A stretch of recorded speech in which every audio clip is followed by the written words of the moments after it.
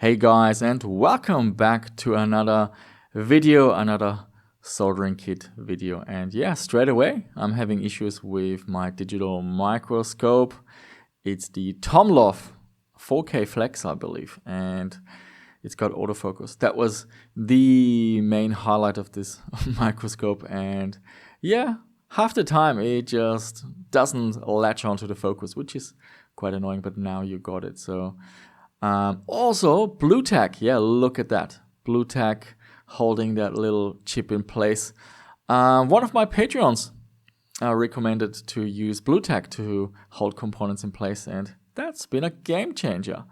So the project today, it's the PC Gameport Party. I've reviewed and showcased it on my main channel and on the new channel, which is Phil's Workbench. I'm gonna show the whole soldering process without any cutting. Well, maybe I'll do some short editing, but I try to keep everything without any cuts, because I remember when I was starting my soldering journey and looking at videos, they make it so easy, you know, they cut videos like on shorts, just showing everything is so beautiful. They're not showing how they're working with the tools. Well, actually, in today's video also I'm not showing that because I had some issues with setting up multiple cameras. And today also I have a few talking points written down. I don't have any comments from you guys yet, but in the future the idea is to answer some of the comments also while looking at soldering. So here we go. This project, there aren't too many components. This is a little IC. I'm actually not quite sure what the model is and what it does. We can rewind.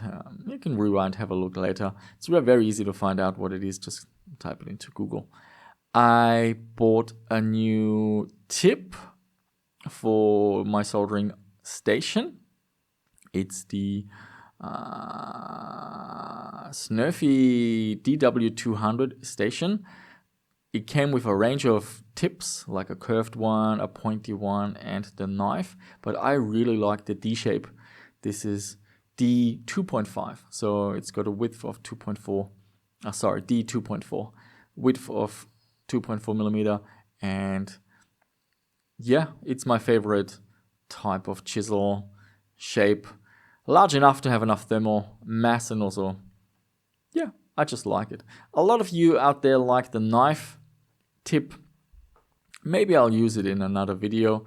I've seen other YouTubers use the knife tip, and you can sort of wedge the pointy part inside the soldering hole, so that actually could work quite well, especially with larger ones. So definitely worth trying out. Again, we can see the autofocus struggling. But now let me talk a little bit about this project, the PC Gameport Party. So this is for a retro DOS PC and early Windows 95, Windows 98. Although with Windows 98 you usually already had USB ports and you could use a USB joystick. And what this device does is the PC Gameport has 15 pins. It's a DB15 port, and it supports 2 joysticks, MIDI-IN and MIDI-OUT.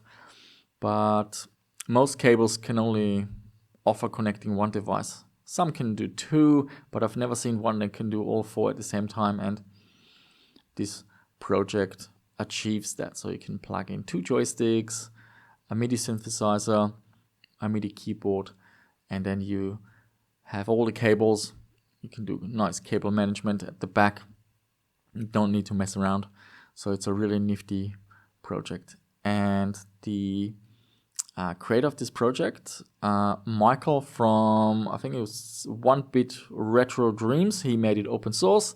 Gerber files are available, the BOM is available, and of course I got my own PCBs.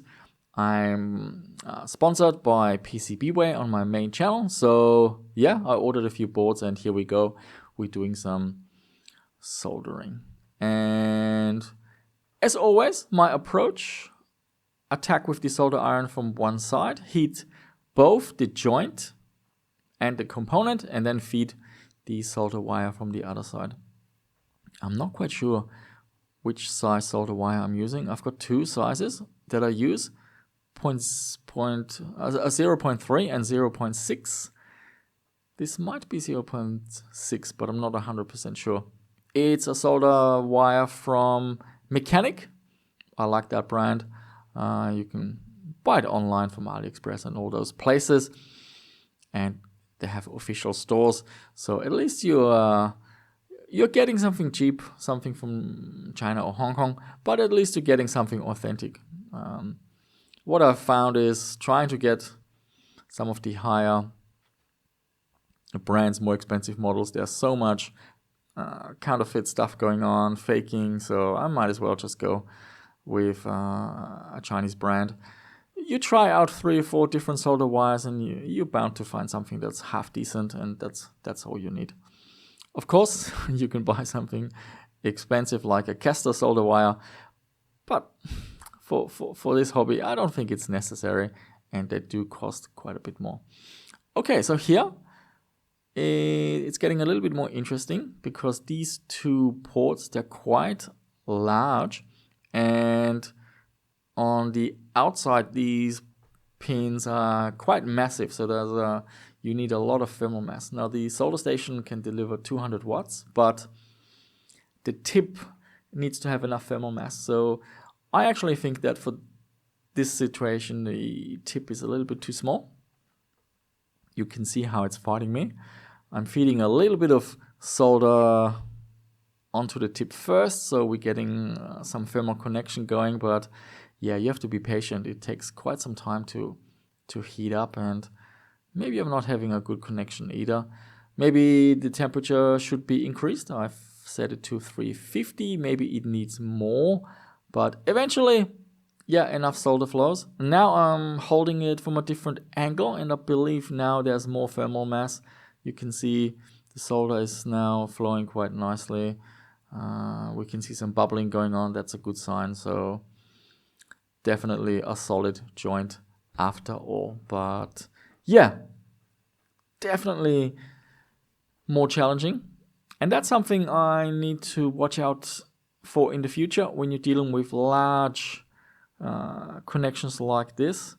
Maybe I'm going to buy a larger tip. The D size, the chisel size, you can get them in very large sizes, 4-5 millimeters, so it's not a problem. And the soldering station I have lets you change tips and cartridges while you're using it. So yeah, no excuse to not switch tips depending on the situation. In terms of flux, I think today I don't need any additional flux. There are no wires that we are attaching, so I'm relying on the flux that's inside the solder wire, and that should be just fine. Now let me have a look at my talking points. I'm having some issues with cleaning the PCB. Later in the video I'm using the Mechanic PCB cleaner. It's also called PCB water or something like that. It works better than anisotropic alcohol, but still I'm not super happy with what it looks like. To get it really super clean, I kind of feel like you need to properly wash that PCB in soap water.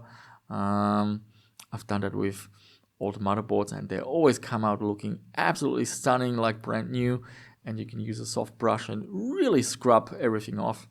But I don't want to do that with these projects. So yeah, would love to hear what sort of solutions and what sort of cleaning products you use. I bought a box of these mini cube sponges, and you just use some tweezers and then you go around the board, and that works pretty well. But like I said, not 100% clean to my liking. What's going on the screen? Yeah, everything seems fine. I think I got all of those large legs connected. Now for the smaller ones. That should work pretty fast. There's the first one. think I'm doing an okay job.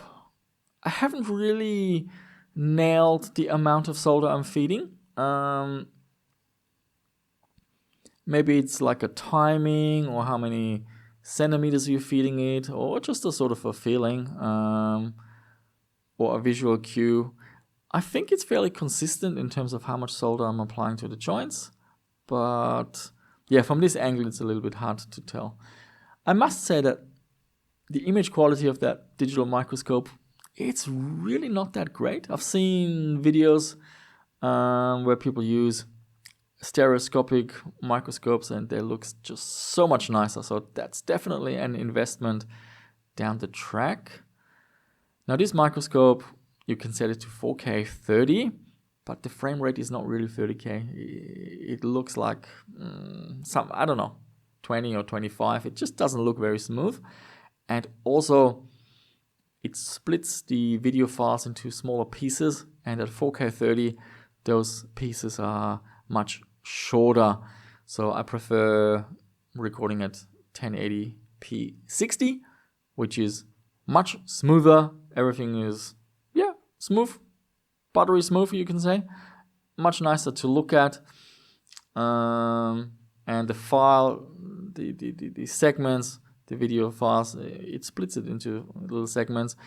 They're much longer, so in the video editor you don't have as much work. You still have to splice everything together, which is not too bad. You just sort everything by time, and then you just drop it into your video editor.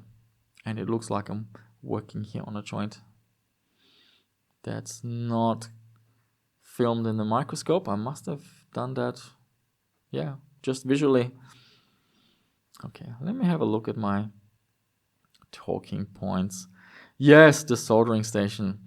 So, well, shout out to all of my new viewers at this stage. Some of you coming from my other YouTube channel, Phil's Computer Lab, following up on this video, on the video about the PC Gameport party. Also shout out to my Patreons.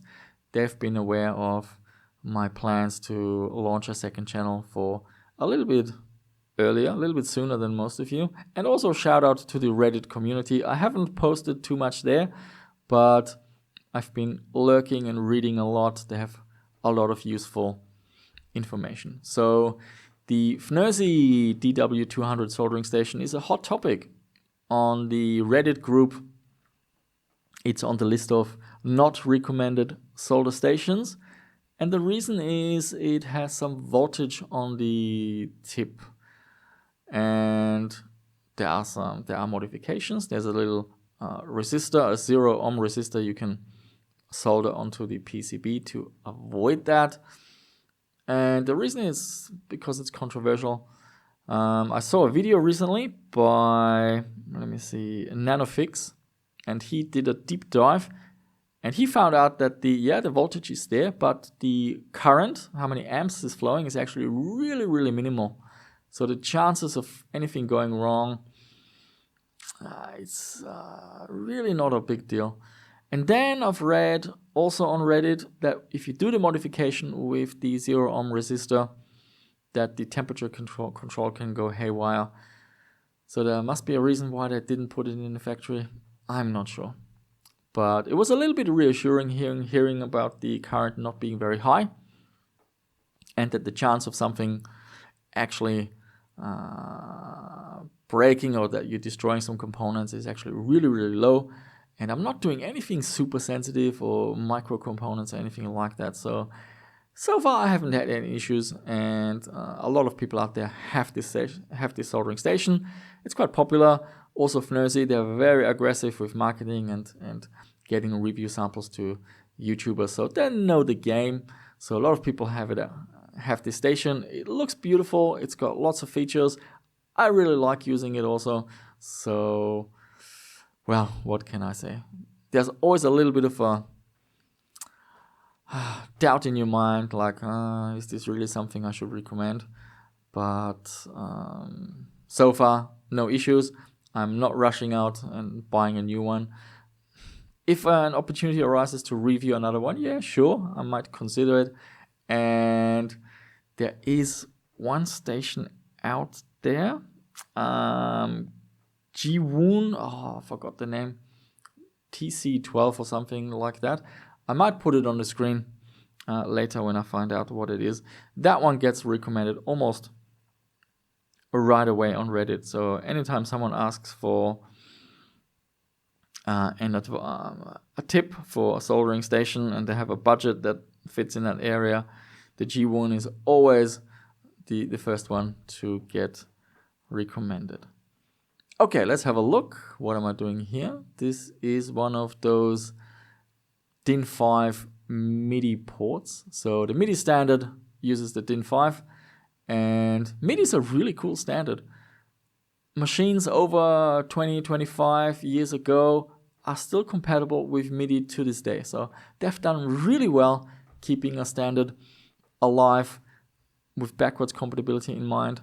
So you can buy a modern USB MIDI interface, plug it into Windows 11, connect it to a vintage MIDI synthesizer, run DOSBox, ScumVM and whatnot, and it works. And also the other way around, you can plug in an old MIDI keyboard in a USB MIDI adapter and then use it for playing music and composing music. So really well done. It's such a good standard. And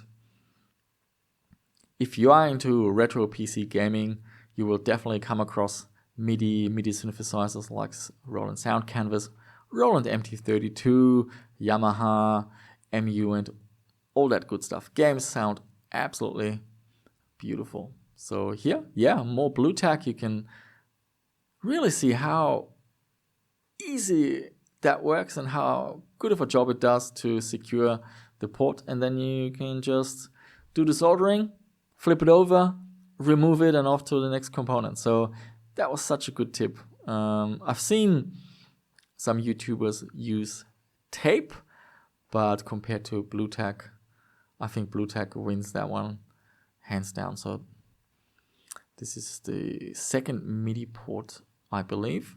Nothing too difficult. Here, I recommend using a little bit more solder because the DIN port will be subjected to a little bit of physical force by removing and plugging in the MIDI cable. So what I recommend is that whenever you plug in a MIDI cable into such a unit, you want to hold the actual port. So not necessarily just hold the PCB and then plug in the cable, but actually hold the port and then plug in the cable.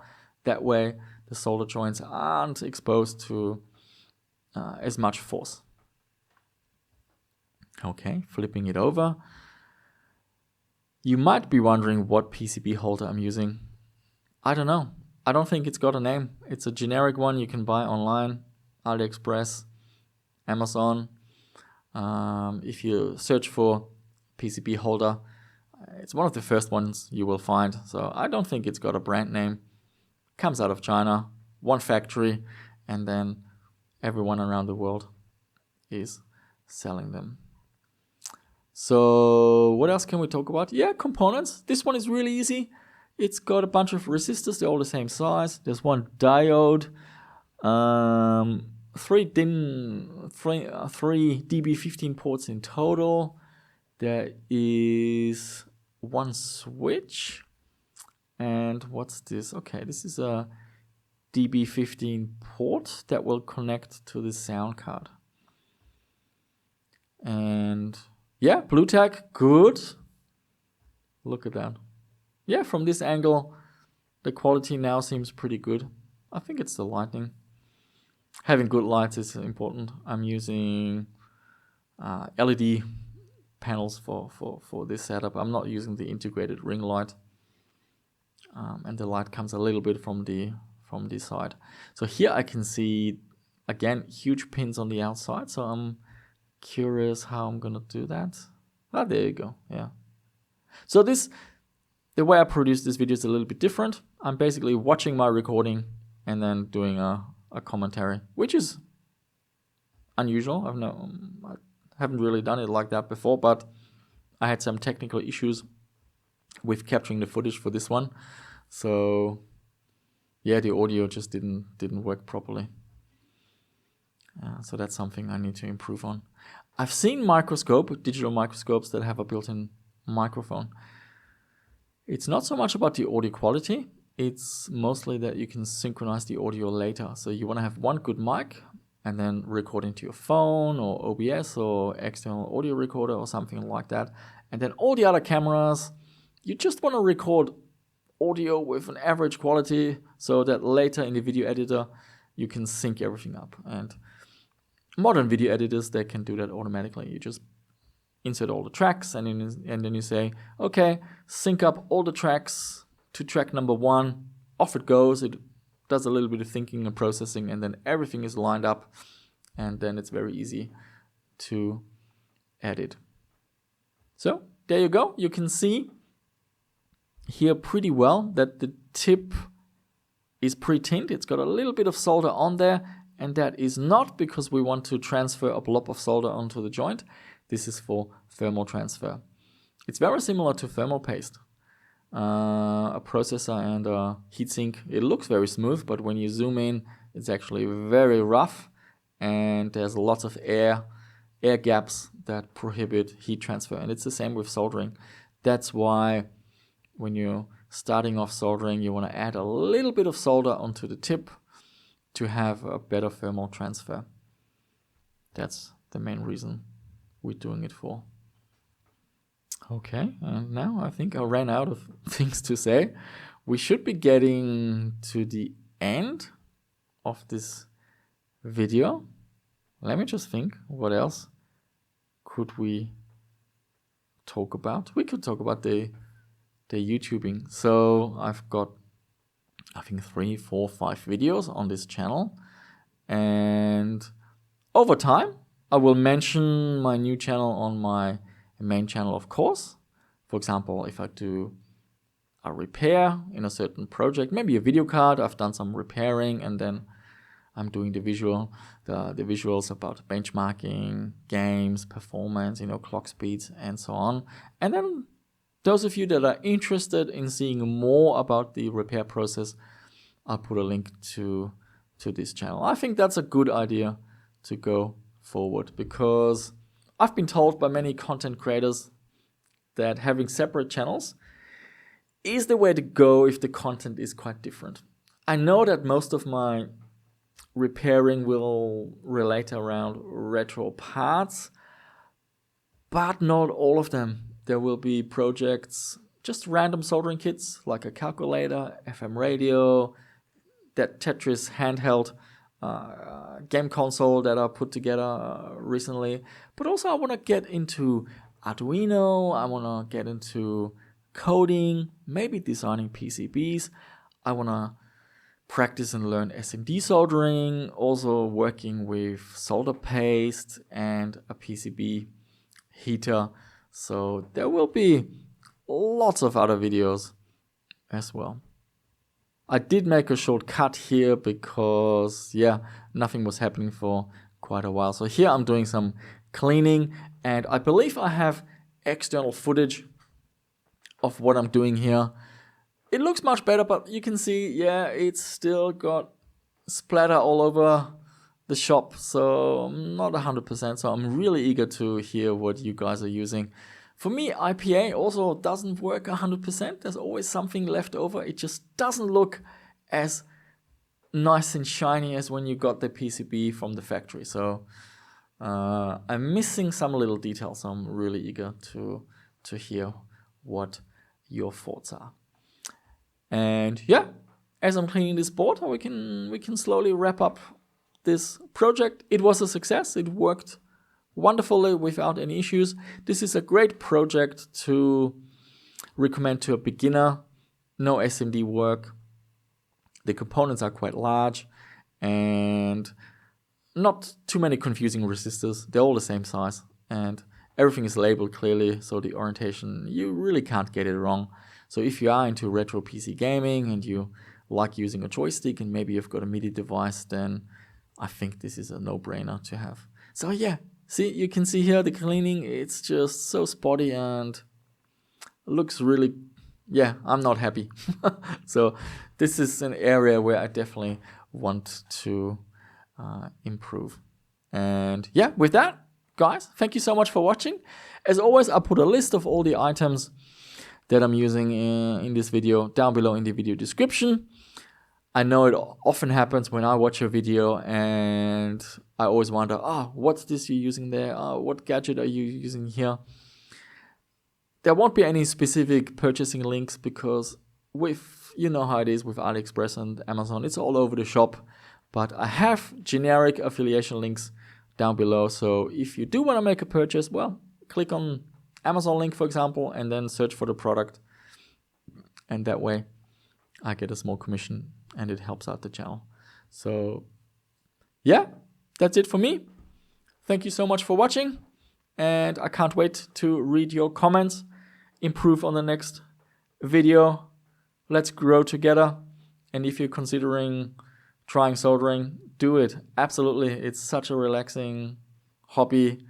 It really puts your mind to peace and calms you down. I was really surprised. So it's like therapy, you could say. Your problems melting away just like the solder. So that's it. Thank you so much for watching, and I shall see you soon with another one.